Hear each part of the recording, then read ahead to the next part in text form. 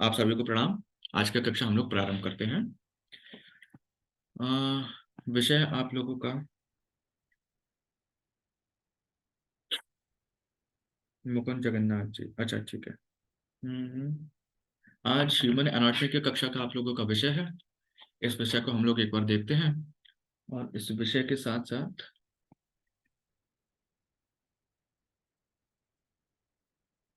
चलिए एक बार लंबी गहरी श्वास, मन और विचारों को शांत करते हुए हम लोग गायत्री महामंत्र से प्रारंभ करेंगे अपनी चीजें।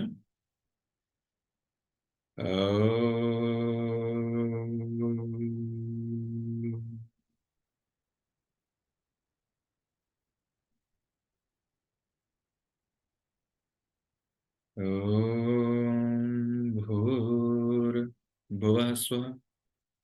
ॐ तत्सवितुर्वरेण्यं भर्गो देवस्य धीमहि धियो यो नः प्रचोदयात्।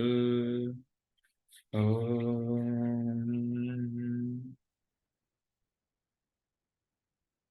प्रारंभ करेंगे हम अपनी कक्षाएं और आप विषय निकाल लीजिए मानव शरीर विज्ञान, जो भी आप लोगों के पास है। पीडीएफ भी भेजा गया है ना?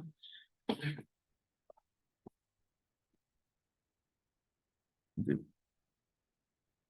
एक बार यहाँ से ना ऑन करिए जरा, मैं भी, हाँ। एक बार हाँ दिखाइए जरा, मुझे भी दिखाइए साथ साथ।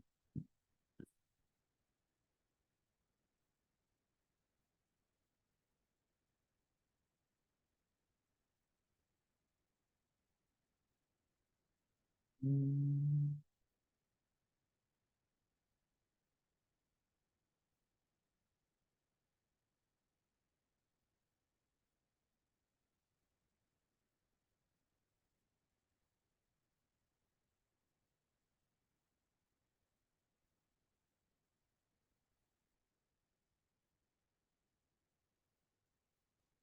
एक बार आप लोग उन चीजों को जो हमने प्रथम चैप्टर में पढ़ा था एक बार उनको देखिए, है ना?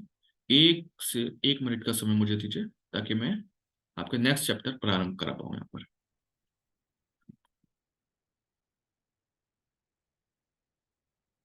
चैप्टर ना मेरी क्लास आने से पहले एक बार प्रारंभ करके रखा करिए ना, है ना? हाँ, कोई बात नहीं। लाइए लाइए जल्दी उसको ना ओपन करिए, वहां से शेयर करिए, मेरे ओपन करके वहां से शेयर करिए जल्दी। या तो मेरे वाले में डाल के रखिए ना, दोनों एक साथ फिर चल पाएंगे सिस्टम। हाँ, मतलब आवश्यकता पड़ेगी या पहले निकाल के रखा करिए।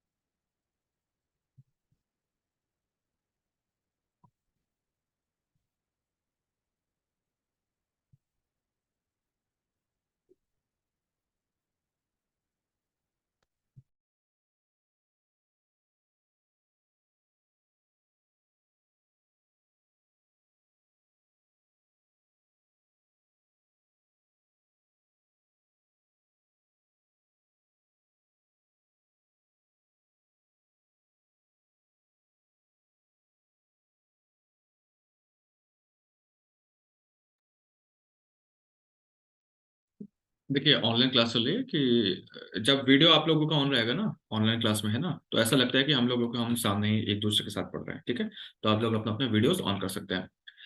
पुरानी कुछ क्लासेस के बारे में एक बार हम लोग डिस्कशन करेंगे कि हमने क्या पढ़ा, क्या समझा और आप लोगों ने क्या पढ़ा।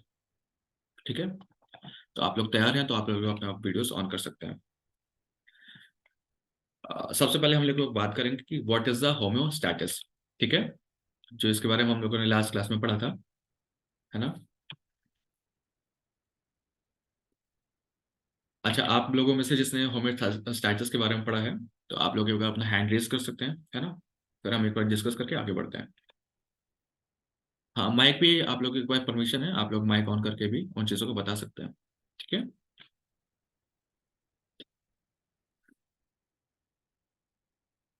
होम्योस्टैसिस के बारे में एक एक करके सभी से फिर पूछा जाए, क्योंकि अभी अपनी तरफ से माइक ऑन करके कोई नहीं बताना चाह रहा। उषा त्रिपाठी जी, एक बार आप बताइए क्या पढ़ा आपने। उसके बाद शारदा त्रिपाठी।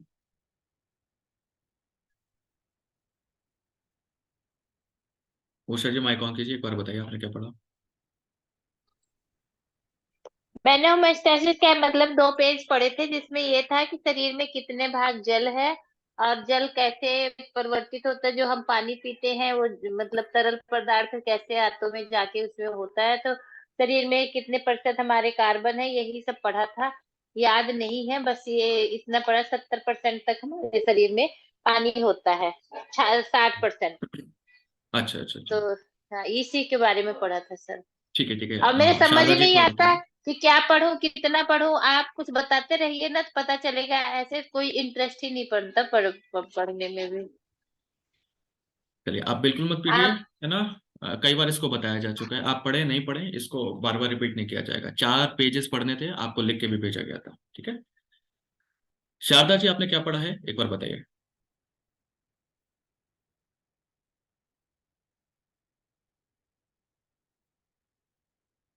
अनम्यूट। जी बताइए। सर फिर से पूछिएगा, क्या पूछ रहे हैं सर? एक्चुअली फैमिली ने कुछ बुला लिया, इसलिए जाना पड़ गया। जी, आपने फर्स्ट चैप्टर जो पढ़ा था, फर्स्ट चैप्टर के बारे में बताइए जरा। सर बेसिकली जो फर्स्ट चैप्टर पढ़ा था उसमें वही था कि कितना जो हमारे पार्टिसिपेंट हैं, बॉडी के जो पार्ट कितने हैं, कितने परसेंटेज का हमारा वाटर आता है, एंड कितना जल सर भूल गई, वैसे तो मैं 2-3 दिन पहले उसी दिन पढ़ा था टोटल। तो दूसरा पेज ग्रुप में पढ़ रही मैसेज थी। आया था क्या आपके पास कि उसको पढ़ के आइएगा? सर मेरे पास ग्रुप में मैसेज था, मानव विज्ञान वाला जो हाँ, ठीक है ठीक है सूक्ष्म ठीक है वाली ना, वो मेरे पास था, और ये वाला आया था, ये मैं पढ़ रही थी, ये तो मैंने ध्यान ठीक दिया ठीक था। ठीक ठीक ठीक ठीक। Okay okay okay. 1 से 15 पेज तक ये पढ़ना था। हाँ हाँ हाँ, ठीक है ना? विष्णु कौन है? विष्णु जी, एक बार आप अपना माइक ऑन करके बताइए कौन बात कर रहे हैं। उसके बाद रजनीश जी, आपने क्या पढ़ा? आपसे एक बार बात कर लेंगे। विष्णु करके जो जुड़े हुए हैं, एक बार माइक ऑन कीजिए, वीडियो ऑन कीजिए। देखिए, अपने नाम से आप जुड़ा करिए, जो भी विद्यार्थी है ना, विष्णु के नाम से हमारे यहाँ कोई विद्यार्थी रजिस्टर्ड नहीं है। ऐसे अचानक से कोई क्लास से बाहर से आते रहेंगे तो फिर कैसे काम चलेगा? ठीक है। चलिए, कोई नहीं है, ये आए नहीं रहे अभी। रजनीश जी, एक बार आप बताइए कि हमने क्या पढ़ा है उसके बारे में, एक या दो टॉपिक के बारे में, जो भी है। एक बार आप बताइए कि आपने क्या पढ़ा। होम्योस्टेटिस का मतलब ये है कि जो हमारी सेल्स हैं, हमारे सेल के अंदर भी एक सेलुलर फ्लूइड होता है, इंटरनल सेलुलर फ्लूइड होता है, बाहर भी एक्स्ट्रा सेलुलर फ्लूइड होता है। इन दोनों के बीच में एक साम्यावस्था होती है। जब व्यक्ति स्वस्थ होता है तो इन फ्लूइड्स के बीच में साम्यावस्था होती है, और जो हमारे ये अकार्बनिक तत्व हैं जो कि मेन रोल इसमें अदा करते हैं, वो अंदर बाहर आते जाते रहते। लेकिन जब इनके बीच में होम्योस्टेटिस की नहीं रहे, तो उसी की वजह से क्या होता है, हमारे जो पोषक तत्व है वो अंदर जाते हैं, और हमारे अंदर जो टॉक्सिन्स है सेल के अंदर ऊर्जा उत्पन्न करने के बाद वो बाहर निकल जाते हैं। लेकिन जब इनके बीच में होम्योस्टेसिस की स्टेट नहीं रहती है, तो ये काम नहीं हो पाता है, और यही हमारी बीमारी के कारण होता है। बेहतर चीजें है ना। आनंद जी, आप कुछ बताएंगे, आपने होमोस्टैसिस के बारे में क्या पढ़ा? आपने जो मुझे पढ़ाया था, दैट वाज हमारा बॉडी में इक्विलिब्रियम होता है, सिस्टम होता हाँ है जी। जो कि बैलेंसिंग करता है जी। सिस्टम को। और उसके बाद फिर देन नेक्स्ट उसमें आपने ऑर्गेनिक और इनऑर्गेनिक एलिमेंट बताए थे जो बॉडी में होते हैं। जैसे 33% ऑर्गेनिक है और 7% इनऑर्गेनिक, जिसमें कि सोडियम, पोटेशियम एंड मैग्नीशियम, इनका इनका एलिमेंट ज़्यादा होता है। जी, और कोई नहीं। देखिए, क्या है कि हमें जितना याद हो, अब किताब सामने बार बार हम लोग सभी लोग खोलेंगे, है ना? तो उससे क्या होगा, हमारी आदत वैसे भी नहीं है बहुत ज्यादा पढ़ने की अब, है ना? कोई दिक्कत नहीं है ना। हमसे मतलब आनंद जी ने जितना किसी ने भी पढ़ाया या हमने जितना पढ़ा उन सबको समराइज करके जो आपके पास बचता है, उसी को कहते हैं हम लोग, ये हमारे हमने सीखा। ठीक है, शिक्षा और विद्या बाकी सारी चीजें चलती रहती हैं, लेकिन हम सीखने के बाद हमारे पास जितना बचा है वो उसे कहते हैं कि हमने सीखा। चले बढ़ते हैं थोड़ा सा आगे, इन चीज को एक बार रिपीट करते हुए।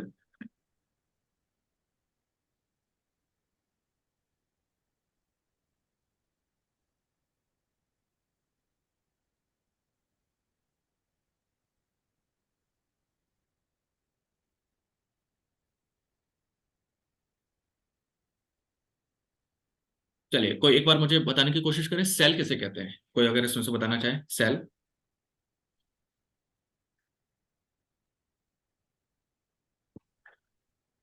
सूक्ष्मतम इकाई, जी, शरीर की सूक्ष्मतम इकाई होती है। शरीर की सूक्ष्म इकाई। ओके, चलिए, मुझे लग रहा है कि सभी लोग इसमें पढ़ के आए हैं, है ना।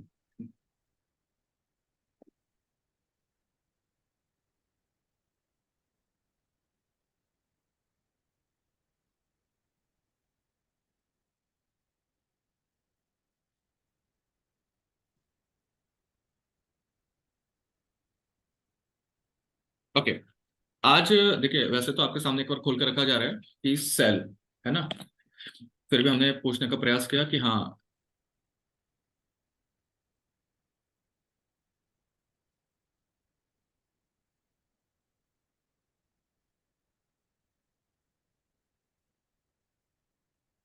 देखिए, शरीर एक्चुअल में हम उदाहरण देके बात शुरू कर सकते हैं, और लेकिन संक्षेप में कि भैया जब हम घर बनाना शुरू करते हैं तो घर के लिए हमारे पास आवश्यक है कि सबसे छोटा उसका यूनिट, और उसको हम लोग ब्रिक्स के नाम से, ईंटों के नाम से जानते हैं ना, कि ईंट एक के बाद एक ईंट लगती चली जाती है तो अलग अलग स्ट्रक्चर खड़े हो जाते हैं, है ना, पूरा का पूरा मकान, और बाकी सारी चीजों की भी आवश्यकता है, लेकिन सबसे छोटी जो इकाई है ना, कि जो मानव शरीर की सबसे छोटी इकाई है ना, वन ऑफ द माइक्रोस्ट या smallest unit of our body is called cell, या जिसके थ्रू हम सारी चीजों को बनाकर चलने का प्रयास करते हैं, वो हमारा कोशिका कहलाती है। अलग अलग दो तीन भाषाएं हैं, doesn't matter of the definition, लेकिन हम समझने का प्रयास करेंगे कि हमारे शरीर की सबसे छोटी इकाई, सबसे छोटी यूनिट, है ना, जिसके थ्रू ही बाकी सारी चीजें बनना शुरू हो जाती हैं, वो हमारा कहलाता है सेल। ठीक है, अब देखिए, अब आप लोग हाँ बताते रहेंगे। अब ये अपन के गुण, ऑर्गेनिक एनवायरमेंटल ठीक है। अब सेल के बारे में ये बताना शुरू कर रहे हैं, तो देखो होता क्या है कि सेल के थ्रू, है ना, किसी भी उसका एक ऊतक बनना शुरू हो जाता है। ठीक है, छोटी छोटी जो इकाइयां बनेगी हमारी, एक जैसे हमारे पास जब सेल होने वाले हैं, ठीक है, इन सब चीजों को हम सभी लोग जानते हैं। उसका जो मेन उद्देश्य है उसको भी मैं आप लोगों के साथ अभी डिस्कस करूंगा इस चैप्टर का। ठीक है, तो हल्का सा हम लोग रिपीटेशन कर लेते हैं। सेल, सेल छोटी सी इकाई, हम लोग पॉइंट्स के बारे में लिख सकते हैं कि हाँ सबसे छोटी यूनिट होगी हम लोगों की। एक जैसे सेल हमारे शरीर के अंदर, मानव शरीर के अंदर, उसमें लिखा हुआ भी है कि जब तो हजार से करोड़ों कोशिकाओं से मिलकर हमारा शरीर बने हुआ है, प्रत्येक सेल अपने अपने स्वतंत्र अलग अलग तरीके की जो क्वालिटीज होती है उनके साथ हम लोग काम करते हैं। ठीक है, चाहे उनके गुण किसी भी तरह के ऑर्गेनिज्म होते हैं, वैरायटी हो सकता है, संकुचन, श्वसन, पोषण, उत्सर्जन, वृद्धि, मेटाबॉलिज्म और प्रजनन, ये अलग अलग तरह के जितने भी वहां पर ऑर्गन्स के काम दिए गए हैं, कार्य दिए गए हैं, उस प्रकार के अलग अलग तरह के सेल्स होते हैं। एक जैसे सेल जब हजार की संख्या में, लाखों की संख्या में एक जैसे सेल जब मिलते हैं, तो किसी तरह का और किसी भी एक प्रकार का टिश्यू का निर्माण करते हैं। ठीक है, जो टिश्यू होते हैं, सेम क्वालिटी के वाले या सेम ऑर्गन के ऊपर काम करने वाले जब टिश्यू होते हैं, तो टिश्यू से मिलकर क्या बनता है, ये तरह तो हम सब ने पढ़ा था जब बचपन में, सेल से और बनेंगे, सेम जैसे सेल्स रहेंगे, सेल से बनेंगे टिश्यूज, और टिश्यूज से ऑर्गन, अब ऑर्गन। ऑर्गन। वेरी नाइस, है ना, कि किसी भी उसके टिश्यूज लाखों की संख्या में, अब हजारों की संख्या में, लाखों की संख्या में, वहां doesn't matter of the numbers की वहां पर कितने हैं, लेकिन हाँ सेम जैसे कार्य करने वाले, सेम जैसे गुण होंगे, तो वहां पर हम टिश्यूज बनना शुरू हो जाएंगे हमारे। ठीक है, टिश्यूज बनने के बाद वहां पर आगे क्या होगा उसको हम लोग एक बार समझते हैं। सेम जैसे टिश्यूज होने वाले हैं, सेम जैसे टिश्यूज क्या करेंगे, अब एक बार टिश्यूज को समझते हैं। समझने से पहले उन चीजों को बस एक बार हम समराइज कर लेते हैं। सेल्स, टिश्यूज, टिश्यूज के बाद ऑर्गन आ जाएंगे, ऑर्गन के बाद पूरा एक वहां का अंग बनेगा, और अंग के बाद पूरे मानव शरीर, है ना। ये लगभग 4 से 5 हमारी वो बनने वाली है।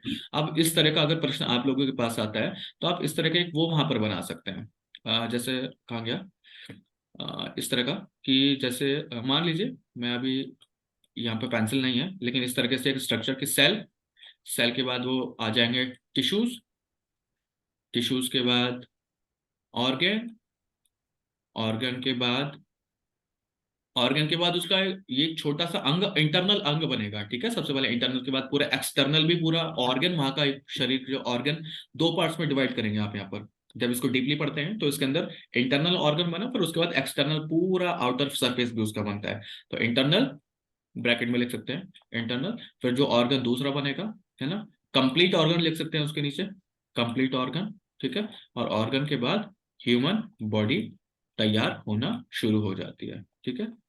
ये कलर अलग लेके बताने का प्रयास आपको ये कर रहा हूँ कि इस तरह के अगर आ सकते हैं तो आप लोग एरो बना के, या एरो की जगह कुछ और भी अपने डिजाइन अपने हिसाब से आप लोग कर सकते हैं, ठीक है। एक छोटा सा कंप्लीट यहाँ पर तैयार होगा हमारा। अब इसके अंदर सबसे पहले क्या हुआ कि भैया विभिन्न प्रकार के जो हमारे पास प्रत्येक जो कोशिका है एक महीन झिल्ली से बन के तैयार हुई है, ठीक है। फंक्शनल लॉस ऑफ सेल्स के बारे में इस चैप्टर के बारे में हम लोग पढ़ने वाले हैं, ठीक है। तो सेल के जो फंक्शंस हैं, ठीक है, सेल के फंक्शंस में किसी भी प्रकार की या तो मेन जो रहने वाला होता है वहां पर कोई भी एक सेल, ठीक है, उसके कुछ गुण पता चल जाए आज के उद्देश्य से हमें, और गुण के साथ साथ उसका मेन स्ट्रक्चरल यूनिट जो है, स्ट्रक्चरल जो है, कहीं ना कहीं चैप्टर का उद्देश्य वो रहने वाला है, ठीक है। एक बार समझने का प्रयास करते हैं कि जब एक छोटी छोटी झिल्लियां हैं आपके पास, सेल का एक स्ट्रक्चर दिखाया जाए, शायद चैप्टर के उसमें रखा होगा यहाँ पर।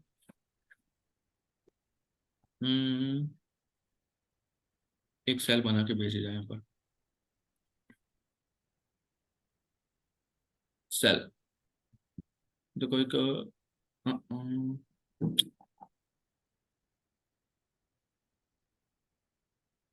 यस, ये यहाँ पर बनाने का प्रयास हमने किया है, ठीक है। ये एक सेल आ गई है, ठीक है। अब सेल हमें यहाँ पे इसमें दिखाई तो दे रही है, किस प्रकार का दिखाई दे रही है कि बाहर का जो आउटर सरफेस है वो थोड़ा डार्क कलर में है, अंदर का इंटरनल सरफेस जो है वो थोड़ा सा लाइट कलर में हो जाएगा, ठीक है। कोई बात नहीं, देख लेते हैं, उससे हम भी पढ़ लेते हैं, आप भी पढ़ लेते हैं। फोटो सामने दिखाई दे रहा होगा, फोटो को आप लोग जूम करके भी देख सकते हैं। अब बताना वो हमें ये चाहते हैं इसके थ्रू कि भैया आपके पास जो सेल है ना, वो एक छोटी छोटी झिल्लियों के रूप में, जैसे झिल्ली भी आपको कैसे समझ में आएगी, झिल्ली ऐसे समझ सकते हैं मेम्ब्रेन्स के रूप में, जैसे चाय की छलनी होती है, ठीक है। चाय की छलनी वाला जो पार्ट होता है वो सबसे आसान है तरीका समझने का। तो चाय की छलनी वाला भाग हम इसे बोल सकते हैं। जब हम सेल्स देखना शुरू करेंगे तो वहां पर ऐसे दिखाई देंगी, लेकिन कोई भी चाय की छलनी की तरह स्टेबल नहीं होती है कहीं पे भी, इस चीज को हम लोग ध्यान देंगे, ओके। अब इन जो छलनी है इसको हम लोग बोलने वाले हैं सेल मेम्ब्रेन्स, ठीक है। ये अलग अलग तरह के बहुत माइक्रो लेवल पे इनके जो होते हैं आपस में मेजरमेंट अगर हम इसे करेंगे, ठीक है, तो ये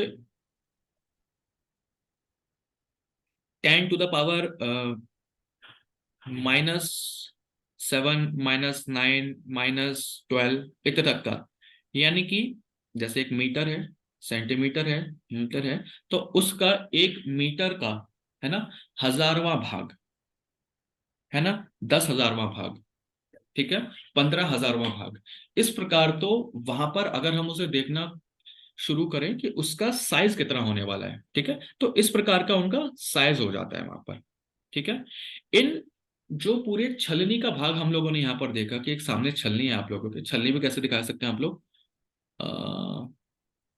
देखिए ये इस वाले भाग को आप लोग देखें, एरो करिए इस पे, ओके। यहां से आप लोग देखना शुरू करें, ये तो उन्होंने क्या करा है कि 3D शेप में आप लोगों को यहाँ दिखा दिया है, ठीक है। 3D शेप में दिखा दिया, अच्छा दिखाई दे रहा होगा, है ना। लेकिन ये पूरा पूरा स्ट्रक्चर जो बनने वाला है ये बनते हैं छलनी के छोटे छोटे जो खाने हैं उस प्रकार से बनना शुरू हो जाता है, ठीक है। इन छिद्रों को हम लोगों ने सेल मेम्ब्रेन्स बोल दिया, है ना, जिसके अंदर बहुत सारे छोटे छोटे और ज्यादा छिद्र बनने शुरू हो जाते हैं। अब जैसे कैसे, जैसे आपको ये दिखाई दे रहा है ना, सेंट्रोसोम दिखाई दे रहा है, अभी राइबोसोम भी आएगा आगे, है ना, एंट्रोसोम भी आएगा, साइटोप्लाज्म भी आएगा, जैसे ये वाला भाग हो जाएगा, ठीक है, जैसे माइक्रोविलेस वाला पार्ट हो जाएगा। तो ये एक खुलने के बाद अगर माइक्रोस्कोप से जब हम लोग देखते हैं, जैसे हमें भी दिखाया जाता था, तो वहां पर क्या हुआ कि अलग अलग तरीके से इनके अंदर सेलों के अंदर लगातार मूवमेंट होती रहती है। पहले तो हम ये समझ जाएंगे, लगातार कुछ सेल्स होते हैं डेड हो जाते हैं, या कुछ सेल्स उस समय काम करना बंद कर देते हैं, वर्किंग में नहीं होते हैं। वरना उनके अलावा उषा जी, जो सेल होते हैं, है ना, ये हमारे जीवाणु विषाणु कीटाणुओं की तरह लगातार थोड़ा बहुत मूवमेंट इनका हमेशा चलता रहता है, ठीक है। अगर मानव शरीर मतलब शरीर पर जब लगी हुई है तब तक तो काम करती रहती है ना। इनके अंदर भी बहुत सारे छोटे छोटे छेद होते हैं। इन छिद्रों से क्या होता है ना, कि जो सेल होती है, सेल का खुद का भी प्लांट की तरह या हम इंसानों की तरह इन सेल के अंदर ही तो मुख्य रूप से सबसे पहले पोषण पहुंचता है, ठीक है। अब पोषण कैसे पहुंचता है कि इनके कोशिकाओं में ना मेटाबॉलिज्म होता है, ठीक है। उसके कारण इनके अंदर जो पोषण पहुंचेगा, है ना, और ये किसी भी चीज को वहां से एब्स्ट्रैक्ट कर पाएंगे, बाहर निकाल पाएंगे। ऐसा हम बोल सकते हैं कि दरवाजे के अंदर आना और जाना, ठीक है, मेटाबॉलिज्म के कारण होगा इनके। हम अगर गेट के अंदर घुस रहे हैं कोई भी व्यक्ति, ठीक है, तो अंदर आना या बाहर जाना, खाने खाने का अंदर आना है, खाना बाहर जाना, है ना, भोजन अंदर ऊपर से लेते हैं, मलमूत्र के द्वारा बाहर निकाल देते हैं, ठीक है, उस स्थान से। तो इसी प्रकार कुछ भी काम चलेगा इनके अंदर, मूवमेंट जितनी भी होगी वो मेटाबॉलिज्म के कारण होती है, ठीक है। अभी जो सेल मेम्ब्रेन चारों तरफ आपको दिखाई दे रहा है, इसको गोल कर देते हैं एक बार, ठीक है। इस पूरे सर्कल के अंदर जो मेटाबॉलिज्म वाला पार्ट दिखाई देगा, वो पार्ट कैसे दिखाई देगा मैं बताता हूँ। जो डार्क सर्कल है, ये वाला, इस वाले पार्ट के अंदर, है ना, मेटाबॉलिज्म का मुख्य रूप से सेल के अंदर पाया जाना यहाँ पर रहता है, जो डार्क वाला एरिया दिखाई दे रहा है। वैसे तो पूरे के अंदर ही मेटाबॉलिज्म का पार्ट जुड़ा हुआ है, ठीक है। अब मेटाबॉलिज्म है क्या, अभी उसको भी देखेंगे। वो पूरा पूरा इसमें यहाँ पर दिखाई देगा आप लोगों को, है ना। अब कुछ छोटे छोटे स्ट्रक्चर्स के बारे में कर हम लोग बात कर लेते हैं। कैसे, वो ये दिखाए आपको, जो दिखाई देगा साइज इसका बड़ा कर दिया जाए तो और अच्छे से दिखाई देगा, और कलर थोड़ा सा एक बार चेंज किया जाए, ठीक है। तो ये वाला पार्ट जो आपको दिखाई देगा, किसके अंदर कलर शायद ब्लू की जगह कुछ और होना चाहिए, ब्लू की जगह हमने ब्लैक ले लिया, ब्लू की जगह ब्लैक वाला पार्ट जो ले लिया, ठीक है। ये कहलाता है हमारा न्यूक्लियस वाला भाग, ठीक है, न्यूक्लियस वाला भाग। अब न्यूक्लियस के अंदर, किताब के अंदर भी कुछ चीजें दी गई होंगी, है ना, और यहाँ पर भी कुछ चीजें दी गई हैं। तो यहाँ पर जैसे लगा हुआ है कि भैया ये न्यूक्लियस, अच्छा कलर अब चेंज किया जाएगा, ठीक है।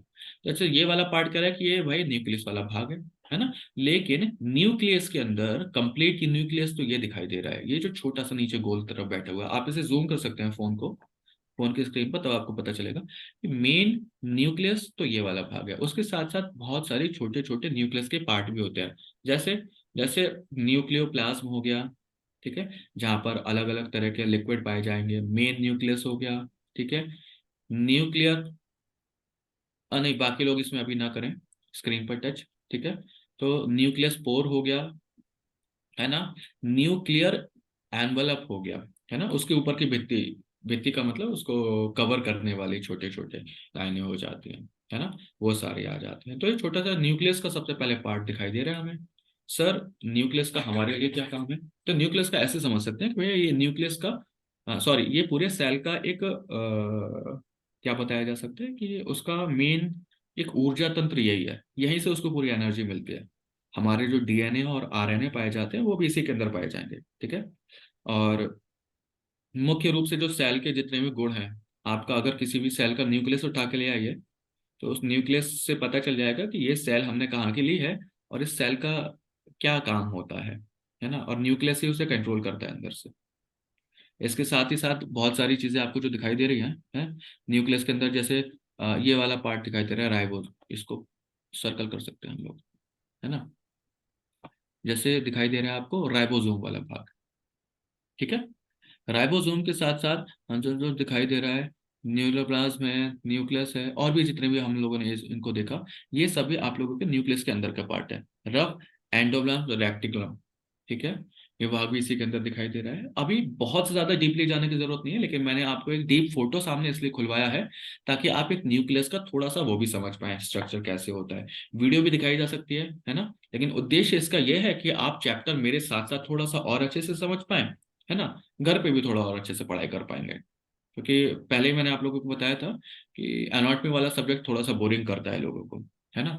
अब माइटोकॉन्ड्रिया के ऊपर आ जाते हैं हम थोड़ा सा। न्यूक्लियस के भाग के बाद एक वर्ड यूज किया जाता है, इसको आप क्लियर कर देते हैं। इसके बाद एक वर्ड आता है इसका नाम माइट्रोकॉन्ड्रिया, ठीक है। माइट्रोकॉन्ड्रिया क्या होता है ना। माइटोकॉन्ड्रिया का मतलब देखो, हमने अभी केंद्रक तो समझ लिया कि केंद्रक क्या होता है, न्यूक्लियस क्या होता है, कि न्यूक्लियस इसका मुख्य रूप से जो प्राण है, प्राण का मतलब ऐसा बोल सकते हैं कि भैया इसकी जान है न्यूक्लियस, ठीक है। जैसे हमारा हार्ट हो गया, और भी दो चार चीजें हैं। पूरा ही शरीर के अंदर हमारी हर चीज तो इम्पोर्टेंट ही है, बिना उसके काम नहीं चलता। तो जैसे हार्ट हो गया, हार्ट रुक जाएगा तो डेड हो जाएंगे, है ना। तो ऐसे ही ये हो गया न्यूक्लियस। अब न्यूक्लियस को जो एनर्जी देता है अलग से, न्यूक्लियस क्या, पूरी सेल को जो एनर्जी देगा, है ना, तो वो हमारा माइटोकॉन्ड्रिया होता है, ठीक है। जैसे हमारा घर है, हमारे घर के अंदर हम लोगों ने वो लगा लिया है, इन्वर्टर, जनरेटर लगा लिया। लेकिन जो बाहर लगा हुआ है ट्रांसफार्मर, वो पूरी कॉलोनी को देने वाला है। पूरी कॉलोनी को आपका वो देता है एनर्जी। सेम इसी प्रकार माइटोकॉन्ड्रिया को, ये वाला भाग जो है माइटोकॉन्ड्रिया, ठीक है, ये यहाँ पे दिखाई दे रहा है आप लोगों को, है ना। ये आप लोगों का क्या कहलाएगा, इसके अंदर ग्लूकोज, ग्लाइकोजन, ग्लाइस्ट्रॉल, यानी कि ऐसा हम कह सकते हैं कि जैसे हमें पानी मिला या हमने कुछ भी खाया, खाने के बाद उसके अंदर की जो एनर्जी ग्लूकोज के रूप में हमारे पास मिलती है, तो उसको अलग करने का काम भी इसी के थ्रू होता है, ग्लाइकोजन में चेंज करना। जैसे C6H12O6, अगर कोई केमिस्ट्री से रिलेटेड होगा तो उसे पता होगा, ये सब ग्लूकोज के फॉर्मूले हैं ना। तो उनको तोड़ने का काम यही कराता है, और ये सबसे पहले एनर्जी देगा सेल को, और सेल के थ्रू वो सारे काम होना शुरू हो जाएंगे, ठीक है। ऐसा होता है। चलें थोड़ा थोड़े पढ़ते हैं हम लोग इसके अंदर, है ना। बहुत ज्यादा डीपली जाने की जरूरत नहीं है, लेकिन जो आवश्यक है वो हम लोग इसको एक बार देखेंगे। इसके बाद एक आ जाएगा गोल्गी एपरेटस वाला भाग है। देखिए 5-6 इसके अंदर मुख्य रूप से आपके लिए सेल क्या है और सेल के अंदर के कुछ कुछ भाग जो हैं वो पढ़े जाते हैं, ठीक है। एक हो गया न्यूक्लियस वाला भाग, एक हो गया माइटोकॉन्ड्रिया वाला भाग, एक हो जाएगा साइटोप्लाज्म वाला भाग, है ना। और दूसरा ये वाला जैसे लाइसोसोम वाला भाग हो जाता है, ठीक है। लाइसोसोम में, लाइसोसोम इन द सेंस कि ये इसके अंग होते हैं, सेल के अंग बोल सकते हैं हम लोग, ठीक है। जैसे हमारे 2 हाथ 2 पैर होते हैं, इस प्रकार लाइसोसोम के अंदर, है ना, इसके अंग, अंग बोल सकते हैं, पार्ट बोल सकते हैं कि सेल काम कैसे करेगा। हम लोग काम करते हैं हाथों से और पैरों से, सेम ऐसे लाइसोसोम है, तो सेल काम किसके थ्रू कराएगा, ये वो है इसके असिस्टेंट मान के चलिए इसका, या इसके अंग मान लीजिए, है ना। आप लोग ऐसे बता सकते हो। एंडोप्लाज्मिक रेटिकुलम, ठीक है, अभी जो थोड़ी देर पहले मैं बता रहा था रफ एंडोप्लाज्मिक रेटिकुलम। नीचे वाला उसके पड़ोस में आ गया साइटोप्लाज्म, ठीक है। जो लिक्विड वाला पार्ट आ जाएगा वो भी सारे इसी के अंदर, जैसे ये हो जाएगा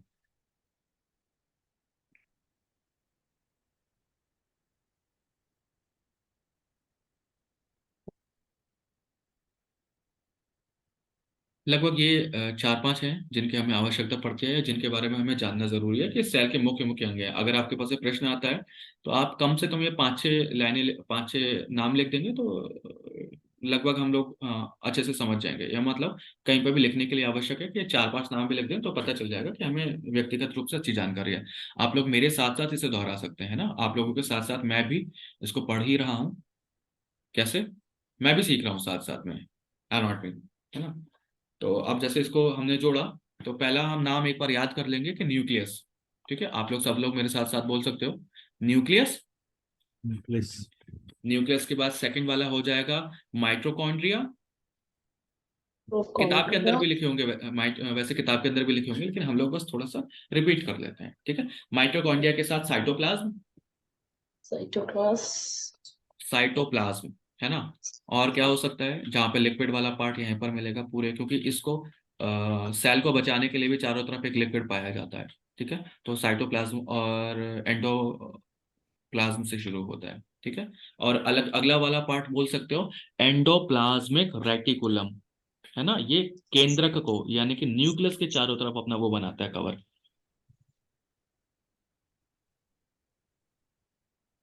ठीक है। और लाइसोसोम ये बोला जा सकता है। ये दो तीन पार्ट हैं जिनको आप लोग लिख सकते हैं, बना सकते हैं, या फिर इनको याद कर सकते हैं, है ना। ये हमने थोड़ा सा पढ़ लिया आज इसके बारे में, किसके, बहुत ज्यादा नहीं लेकिन हाँ कुछ तो हमने समझा कि भैया सेल क्या होती है। ठीक है। सेल के बाद हल्का सा देख लेते हैं टिश्यू क्या होते हैं। टिश्यूज एक बार फोटो खोल लिया जाएगा सामने, इमेज एक अच्छी से निकाल दी जाए, है ना। अब जैसे एक ये फोटो आपको दिखाई दे रहा है, बहुत प्यारा फोटो है ना। टिश्यूज, 4 टाइप ऑफ टिश्यूज ये सामने दिखाई दे रहे हैं आपको। एक्चुअली चार तरह के नहीं, 4 तरह के नहीं, एक्चुअली मिलेंगे तो 5 तरह के, है ना। ठीक है। इसको हटाते हैं 4 वाले को, 5 वाला। 5 सबसे पहले एक फोटो खोल लेते हैं हम लोग, है ना।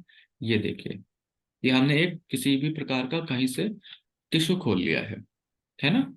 इस टिश्यू के अंदर और सर बाकी सारे टिश्यू जो अभी फोटो खोले थे उनके अंदर अंतर है। क्या अंतर है कि ये कहीं का भी एक छोटा सा भाग उठाया गया है। अगर हम बात करें इसकी, तो ये कहीं का भी ह्यूमन बायोलॉजी कहीं का है ना, तो ये टिश्यू का एक छोटा सा भाग टुकड़ा उठाया गया है। अलग अलग आप लोगों के इसके अंदर सेल दिखाई दे रही होंगी, 1 2 3 4 5 6 7 8 9 10। एक कटिंग करके पार्ट उठा लिया गया है, एनिमेटेड फोटो, है ना। अब इसको 2 रियल फोटोज हम लोग देख रहे थे, एक रियल फोटो इस तरह का देख लेते हैं कि हाँ ये टिश्यू का एक भाग दिखाई दे रहा है। Tissues definition and example in biology. ठीक है। अब ये बहुत छोटे छोटे सेल्स माइक्रोस्कोप से शायद खोला गया हो गया है ना, वहां दिखाई दे रहा है। स्कॉट फाइन अ माइक्रोस्कोप व्यू, यहाँ पे लिखा हुआ भी है ना। क्या लिखा हुआ है, ये एक माइक्रोस्कोपिक व्यू है ये स्कॉट पाइन ट्री का, है ना। ये अभी किसी पेड़ का खोला गया है ना। ह्यूमन बॉडी का नहीं है। कोई बात नहीं, हमें टिश्यूज के बारे में थोड़ा सा पढ़ना है बस पहले तो एक फोटो आप लोगों के लिए ही खुल गया। ह्यूमन एनाटॉमी वाला, सॉरी, मानव शरीर का देखना चाहें तो मानव शरीर का ये खुल के आ रहे हैं यहाँ पर अलग अलग प्रकार के, है ना। या लोग डाल भी सकते हैं ह्यूमन टिश्यूज। ठीक है। ये है लगभग ओरिजिनल टिश्यू जो हमारे अंदर दिखाई देता है। ये फोटो सामने आ जाए, यस, ये फोटो है ओरिजिनल, जो जैसे दिखाया जाता है पढ़ाया जाता है, या असलियत में अगर हम लोग देखेंगे तो जो किताब के अंदर फोटो मिल जाते हैं वैसे टिश्यू नहीं मिलेगा, इस तरह का मिलेगा, है ना। तो अभी हमने पढ़ा कि भैया सेम काम करने वाली या सेम जैसे वर्किंग करने वाली जो चीजें होती हैं वो टिश्यूज, वो सेल सारी टिश्यूज में आ जाती हैं। ठीक है। उनके थ्रू टिश्यू बनता है। अब टिश्यू शरीर के अंदर, इंसानों के शरीर के अंदर कहीं कहीं पे 4 लिखे रहते हैं किताबों के अंदर, कहीं कहीं 5 लिखे रहते हैं, है ना। आपकी किताब के अंदर भी लिखे हैं। आपकी किताब को एक बार देख लेते हैं, बुक कहाँ है ये, जीव सेल। 5 प्रकार के लिखे हैं सर। जैसे इसके अंदर लिखे हुए हैं कि भैया एक लिखा है एपिथेलियल, ठीक है, ठीक है। एपिथीलियल। इसका मतलब है कि भैया ये शरीर के अंगों की बाह्य सतह और आंतरिक सतह यानी कि अंदर की जो आउटर की जो लेयर है उन पर पाई जाती है। इनका जो वर्क होता है अंगों की रक्षा करना होता है। बस हम कोई बात नहीं, बुक से ही हम लोग थोड़ा थोड़ा पढ़ते चलेंगे कि इनका वर्क होता है कि भैया बाहर से जितना भी इनके ऊपर वो पड़ेगा, जैसे मान लीजिए हमने गाल पे थप्पड़ मारा, है ना। गाल पे क्या, किसी भी हाथ पे भी थप्पड़ मार दिया किसी को, वैसे थप्पड़ नहीं मारना लेकिन उदाहरण मैं दे रहा हूँ आपको कि भैया अगर हमने किसी को पिटाई कर दिया छोटा सा, तो बाहर के जो सेल हैं जो डेड होते हैं सबसे पहले वो यही वाले हो जाएंगे, एपिथेलियल सेल। कई बार प्रोनाउंसिएशन इसका अपाइथेलियल भी बोला जाएगा, कोई कोई बोल देता है ना, जैसे हमारे टीचर अपाइथीलियल बोलते थे, तो एपिथीलियल वर्ड देख लीजिए आप जैसा कंफर्टेबल हो, लेकिन दोनों ही प्रोनाउंसिएशन ठीक है। दूसरा हो जाएगा कनेक्टिव टिश्यू। ये क्या करने वाला है कि भैया 2 सेल्स को एक एक साथ आपस में जोड़ जोड़ देता है। तो हम फोटो भी देख लेते हैं थोड़ा सा, फोटो हम उसी से जुड़े हुए देख लेते हैं। कहाँ गया, स्क्रीन पर लगाइए इसी को। उसी फोटो के थ्रू हम लोग समझते चलेंगे, है ना। किताब के अंदर तो पढ़ा हुआ है, फोटो के थ्रू हम और अच्छे से समझ पाएंगे।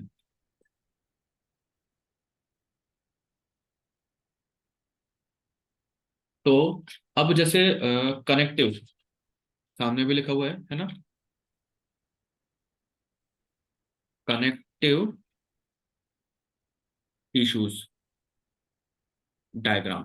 ठीक है, कनेक्टिव टिश्यूज का डायग्राम सामने एक फोटो के थ्रू हम लोग देख लेते हैं कि वो करेगा क्या, कि आपस में कनेक्टिविटी बनाता है टिश्यूज की। अब जैसे इसके अंदर कनेक्टिव टिश्यू जो दिए हैं, बहुत सारे अलग अलग तरह के टाइप्स ऑफ कनेक्टिव टिश्यू निकल कर आ गए। ठीक है, तो जैसे ब्लड के रूप में हो सकता है, लूज कनेक्टिविटी के रूप में, एडिपोज के रूप में, कार्टिलेज के रूप में, बोन्स के रूप में, डेंस के रूप में, ये ऐसे लिखे हुए हैं यहाँ पर, है ना। कोई नहीं, हमें मुख्य रूप से इसका फोटो देखना था।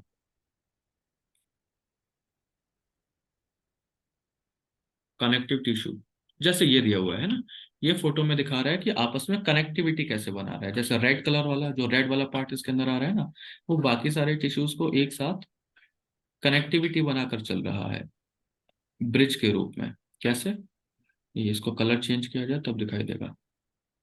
ये वाला पार्ट ब्लैक कलर ले लिया जाए, ठीक है। ये वाला पार्ट, ये वाला पार्ट, ये वाला पार्ट, जैसे वायर अलग अलग निकल रहे हो, इस प्रकार से ये निकाला जा रहा है यहाँ पर, वो यहाँ से निकल कर आ रहे हैं। ठीक है, उसके बाद कुछ टिश्यूज कौन से थे, एक प्रकार का जो टिश्यू आ जाते हैं, muscular tissues, tissues of the body, है ना।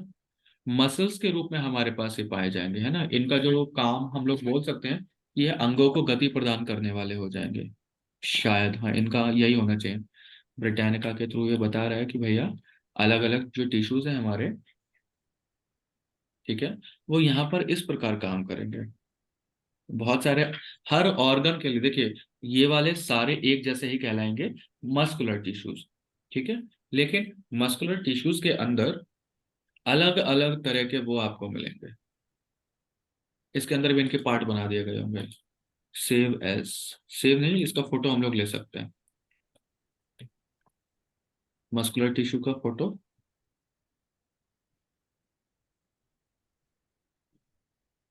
और आपकी जो क्लास है, आपका जो ग्रुप है, फोटो हम भेज रहे हैं। वैसे तो आप लोग, नहीं ये वाला नहीं है ग्रुप, ग्रुप ही पता नहीं चल रहा।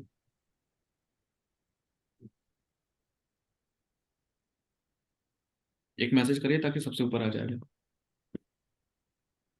झिल्ली के माध्यम से तत्वों का चलो खैर कोई बात नहीं, नहीं मिल रहा। नर्वस टिश्यू ऊपर नहीं आया, वैसे में आ जाना चाहिए था, ये आ गया, है ना। यहाँ पर आप लोग डाल दीजिए, एक फोटो में आप लोगों को डलवा देता हूँ ऐसे। ठीक है, डल गया होगा। अब यहाँ पे हमने थोड़ा सा ये समझ लिया कि भैया ये जितने भी प्रकार के आपको दिखाई दे रहे हैं, है ना, कईयों की संख्या में, ये सारे हमारे हो जाएंगे मस्कुलर टिश्यूज। कौन से टिश्यूज, मस्कुलर टिश्यूज। ठीक है, उनका काम हमारे लिए ये है कि भैया हमारे जो क्या बोल सकते हैं ऑर्गन्स हैं, अलग अलग जो अंग हैं, हाथों के अंग हो गए, कानों के लिए हो गए, पैरों के लिए हो गए, इन सबको गति प्रदान करते हैं। उसके बाद आ जाएंगे नर्वस सिस्टम वाले टिश्यूज, जो तंत्र का तंत्र के लिए काम करेंगे हमारे, nervous tissues diagram, nervous tissues diagram. ये सेल और सेल के थ्रू बनेंगे nervous tissues diagram. Structure of a typical neuron, ये लिखा हुआ है। ऐसे सारे डॉक्टर्स जो हमारे ब्रेन के ऊपर काम करते हैं, है ना, तो न्यूरॉन्स के ऊपर मेन काम करते हैं। तो न्यूरॉन्स या न्यूरॉन्स से रिलेटेड जितने भी सेल होते हैं, उनके ऊपर काम किया जाता है। ठीक है, तो जो हम लोग आसपास में सब जगह देखते हैं न्यूरोथेरेपिस्ट, है ना, वो सारे यहीं से निकल कर आते हैं। जब हम लोग इन द सेंस कि जैसे 6 सेमेस्टर के अंदर आप लोग, जैसे आपके साथ ही हैं कुछ लोग, है ना, सीनियर्स के रूप में, वो लोग जैसे 5th सेमेस्टर में पढ़ रहे हैं, तो उनको जो पढ़ाया जा रहा था वो न्यूरॉन्स के बारे में पूरा पढ़ाया जा रहा है ना। हालांकि अभी किसी और के बारे में डिस्कशन नहीं किया जाएगा, लेकिन बताया जा रहा है आप लोगों को। ठीक है, चलिए इनके अलावा लगभग हमने ये 4 देखे। एक और होता है, उसका शायद मुझे अभी नाम याद नहीं आ रहा, एक बार किताब देखते हैं। ऊतक, muscular tissues, nervous system tissues. एक है लास्ट में ये लिखा हुआ फ्लूइड टिश्यूज, यानी कि तरल ऊतक वाले। FLUID, fluid tissues. ठीक है, अब फ्लूइड टिश्यूज का क्या काम होता है, एक बार हम वो भी देख लेते हैं। Formation and return of tissues fluid. नहीं, खोलना नहीं है ऐसे। ठीक है, फ्लूइड टिश्यू बस एक फोटो देख लेते हैं, काफी है, वीडियो की आवश्यकता नहीं है।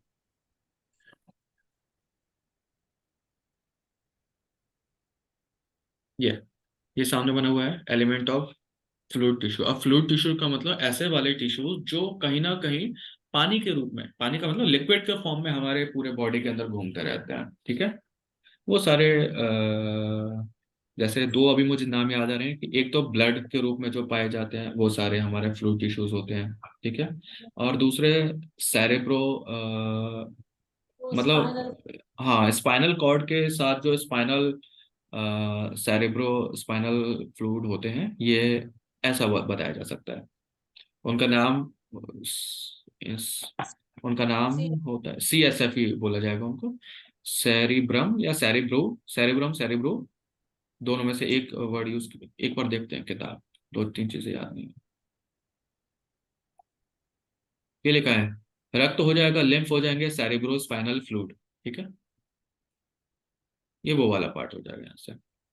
ओके, तो plasma, platelets, red blood cells, है ना, और बाकी सारी चीजें यहीं पर मिलेंगी। अब जैसे ब्लड के बारे में उन्होंने यहाँ पर बता दिया, एलिमेंट्स ऑफ ब्लड, तो प्लेटलेट्स इसी के अंदर पाए जाएंगे, ये सारे जो हमारे कम हो जाते हैं, अधिक हो जाती है।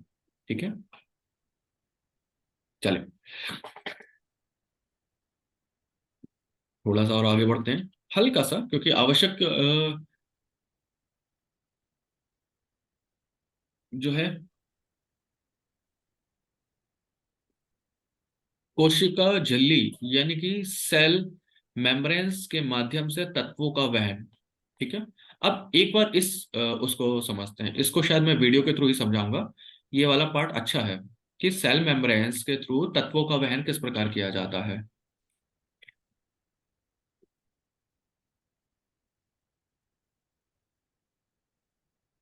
एक बार इसको निकालिएगा सामने। हाँ, ऐसा करके डाल दीजिएगा कि कोश झिल्ली के माध्यम से तत्वों का वहन।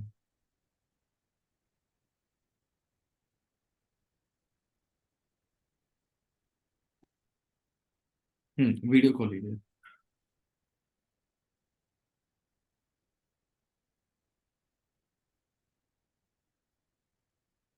हाँ, नहीं, अच्छा ला मैं खोलता हूँ जैसे।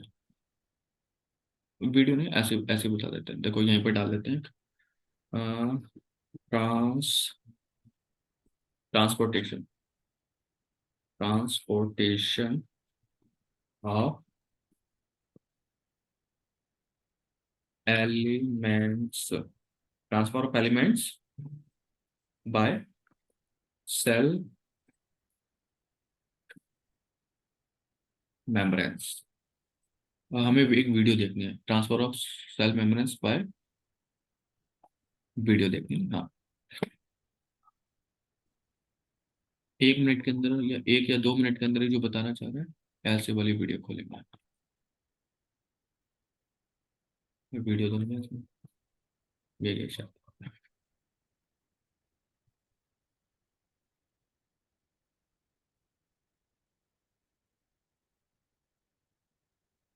नहीं, ये नहीं बता पा रहा।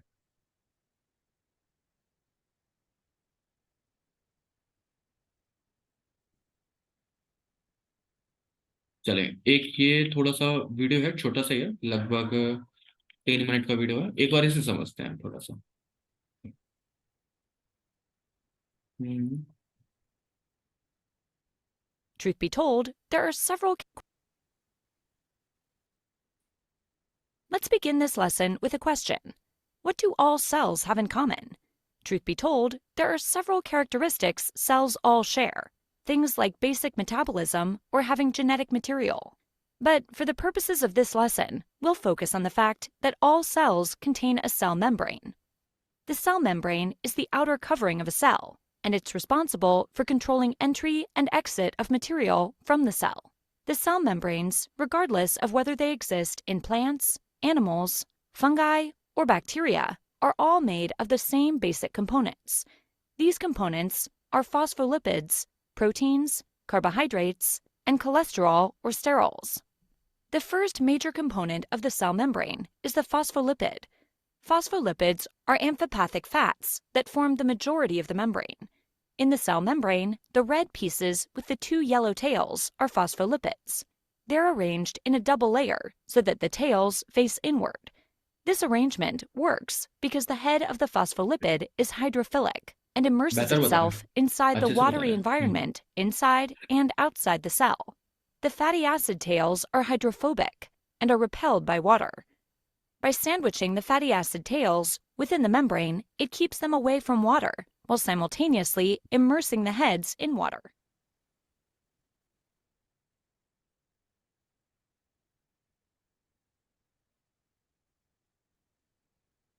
अब इन्होंने क्या किया कि उसको वाटर बताया जा रहा है ना, एक्चुअल में वो कहने वाटर की जगह यूज किया जाएगा वर्ड वहां पे लिक्विड, है ना, कि बेहतर बताया इन्होंने कि भैया जो सेल सेल का मतलब कि भैया कोई भी बेहतर सेल है ना, क्योंकि कोई भी हेल्दी सेल जो होगी है ना, तो उस पे डिपेंड करेगा कि सेल के अंदर जो लिक्विड है, ठीक है, और सेल के बाहर के जो लिक्विड है ना, उन दोनों में आपस में कोलैबोरेशन कैसे मिलाया जाए। तो ये होम्योस्टैटिस वाली जो अलग अलग स्थिति यहाँ पर पैदा होने वाली है शायद, है ना, वही होम्योस्टैटिस ऐसी वर्ड यहाँ पे यूज कहा गया। इसके आगे का पेज क्या है, आगे का पेज क्या है, इसमें नहीं है।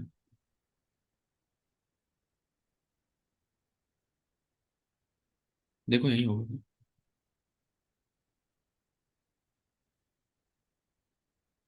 हाँ, नहीं है, चलो कोई बात नहीं। तो यही वाला जो है ना, जैसे इसमें लिखा हुआ है कि कोशिका झिल्ली के माध्यम से, कि सेल के जो मेम्ब्रेन्स होते हैं छोटे छोटे है ना, उनके थ्रू हम किसी भी एलिमेंट को एक जगह से दूसरी जगह जैसे पहुंचा रहे होंगे, है ना, ये तत्व, ये जैसे आपके बुक का एक पार्ट है, तो हम उसमें ऐसे समझ सकते हैं कि भैया कोई भी एक अच्छा व्यक्ति एक जगह से दूसरी जगह जिस तरह से सामान को ले जाता है ना, वैसे ले जाया जा सकता है। अब कोई बूढ़ा व्यक्ति होगा, जैसे इस वक्त आते हैं अभी, है ना, अब अब एक बार हम देखते हैं। अब जैसे कि कोई बूढ़ा व्यक्ति होगा तो एक जगह से दूसरी जगह ईंटों को लेके जा रहा है ना, और कोई जवान व्यक्ति एक जगह से दूसरी जगह ईंटों को लेके जा रहा होगा, तो जिस प्रकार से ले जा सकता है, ठीक है, शायद ये वही बताने का प्रयास कर रहे होंगे यहाँ पर। ओके, और इनके अलावा इसमें दो तरीके से लिखे हुए हैं कि भैया सक्रिय वाहन यानी कि कंटिन्यू उसका ट्रांसपोर्टेशन चलता रहता है, और दूसरा लिखा हुआ है कि भैया पैसिव ट्रांसफॉर्मेशन, ठीक है। इसमें पैसिव वाले में क्या होगा कि सेल की एनर्जी खर्च नहीं होती है और चीजों को धीरे धीरे ऑटोमेटिक पहुंचाता रहता है ना। सक्रिय वाहन का मतलब हो जाएगा कि जब हम अपने हाथों को या शरीर के किसी भी ऑर्गन को, टिश्यू को बहुत ज्यादा वर्क कराएंगे, तो उस समय तक वो बहुत सॉरी, वो बहुत ज्यादा आप लोगों का एनर्जी खाता है उस समय। हाँ, बहुत आसान तरीका है, जैसे अभी मैंने ईंटों को उठाना शुरू कर दिया, ठीक है, ईंटों से मतलब कोई भी काम भारी वजन उठाना शुरू कर दिया, लगातार उठाऊंगा लगातार उठाऊंगा, 5 6 10 15 20 50 बार, तो शरीर की वहां की मसल्स भी थोड़ा थोड़ा करके इनएक्टिव होना शुरू हो जाएंगी, और वहां की एनर्जी भी बहुत ज्यादा खर्च हो रही है। ऐसा समझ सकते हो एक बार, जैसे जिम कर रहे हैं हम या योग कर रहे हैं, कुछ भी आप कर लीजिए, योग के अभ्यास कर लीजिए, जिम के अभ्यास कर लीजिए, एक्सरसाइज कर लीजिए, है ना, तो एक ही को आप लगातार उठाते रहेंगे, थोड़ा टाइम बाद वहां की मसल्स, शुरू में तो अच्छा लगेगा, थोड़ा टाइम बाद वहां की वो मसल्स थोड़ा थोड़ा कम होना शुरू हो जाएंगी, एनर्जी उसकी वीक होना शुरू हो जाएगी, ठीक है। और बाकी दूसरे तरीके के ऐसे हो गए कि सेल मेम्ब्रेन जैसे ब्लड के थ्रू चारों तरफ खाना पहुंचता रहता है हमारे पूरे शरीर को, ऑर्गन्स को, है ना। सबसे ज्यादा ब्लड सर्कुलेशन जब होता है तो ब्लड के थ्रू ही तो खाना पहुंचता है, बाकी सारी चीजें, है ना। तो हमारे पास जो एक टिश्यू निकल कर आए थे, फ्लूइड टिश्यूज, ठीक है, तो हम ऐसा बता सकते हैं कि फ्लूइड टिश्यूज में जो सेल होते हैं उनके थ्रू शरीर में सबसे ज्यादा खाना पहुंचाया जा सकता है। एक प्रश्न ऐसा बनता है कि भैया हमारे शरीर में सबसे ज्यादा जो किस तरह के सेल्स सबसे ज्यादा शरीर में भोजन या बाकी सारे एलिमेंट्स एक जगह से दूसरी जगह पहुंचाते हैं, तो वो कौन से हो जाएंगे?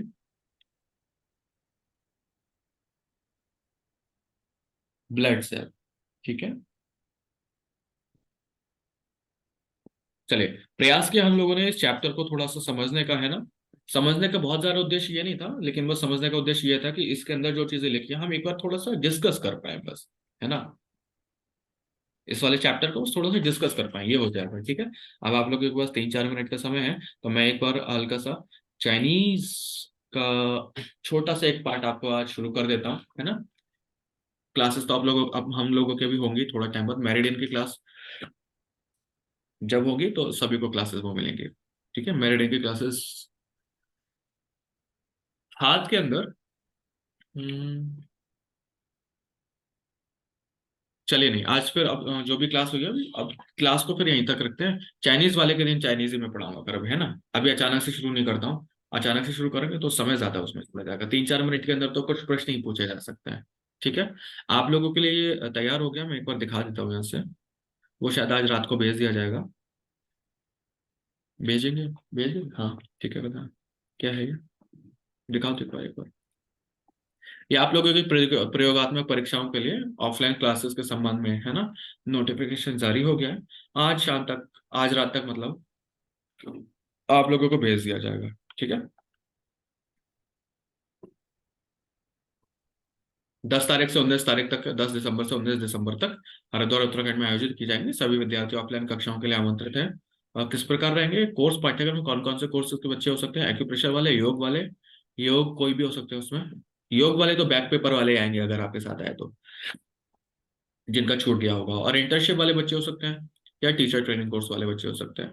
ठीक है, मेन तो एक्यूप्रेशर वालों के लिए क्लास वर्कशॉप। ओके, कहाँ पर है? 10 तारीख से 19 तारीख तक होगी, प्रेमनगर आश्रम हरिद्वार उत्तराखंड में होगी, है ना। अभी तक तो वेन्यू डिसाइड कर दिया गया है, और बाकी सारी चीजों के लिए भी हो सकता है एक दो चीजें चेंजेस आ जाए। ऐसा नहीं होगा डेट चेंज करी जाएगी, डेट जो है वो फाइनल हो गई, है ना, उसी टाइम पर रहेंगी।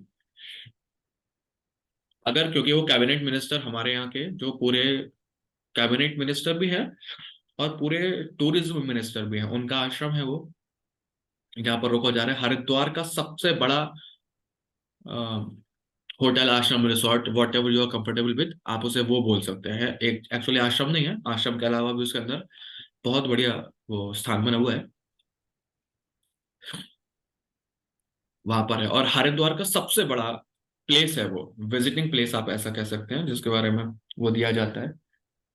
किसी वर्ल्ड रिकॉर्ड वाली बुक में भी उसका नाम आता है ना। चलिए वो चीज तो हम बाद में देख लेंगे, लोकेशन वगैरह तो हमें पता चली जाएगी बाद में, है ना, जब आप लोग हरिद्वार आएंगे तो। बस स्टैंड या रेलवे स्टेशन जिससे भी आप लोग आएंगे, तो वहां से सिटी के अंदर आना है। 10 रुपए, 15 रुपए, इससे ज्यादा कोई नहीं लेता। अगर लिए तो 20 रुपए तक ले सकते हैं आप लोगों से शायद, है ना, क्योंकि अभी, हाँ मैक्सिमम 20 रुपए तक पर हेड। अगर आप लोग ऑटो से आएंगे या किसी से भी, है ना, 3 व्हीलर वगैरह, तो 10 rupees to 20 rupees per head आप लोगों से ले लेगा, आश्रम तक छोड़ देगा आप लोगों को। ठीक है, मेन सिटी के अंदर है और मेन सेंटर में है, बिल्कुल पूरे सिटी का जो सेंटर है, ऑफिस वहीं पास में है, वहां पर आप लोगों को आना है। बाकी सारी लोकेशंस आप लोगों को धीरे धीरे सारी भेज दी जाएंगी, आज डिटेल सारी मिल जाएगी। उस हिसाब से आप लोग चीजों को कर लीजिएगा। आप आएंगे या फैमिली आएगी या जो लोग भी आएंगे, वो फिर आप लोगों से कॉल पे पूछ लिया जाएगा। ठीक है, चलिए पहले एक बार एक सेकंड, एक सेकंड, एक सेकंड, मैं पहले ऑफिशियल रिकॉर्डिंग ऑफ करा देता हूँ, है ना, तो क्योंकि ये क्लासेस अभी वहां पहुंच गई। ओके, फिर हम लोग आप लोगों से बात कर लेंगे। ओम शांति शांति शांति, सर्वरिष्ठ शांतिर्भवतु।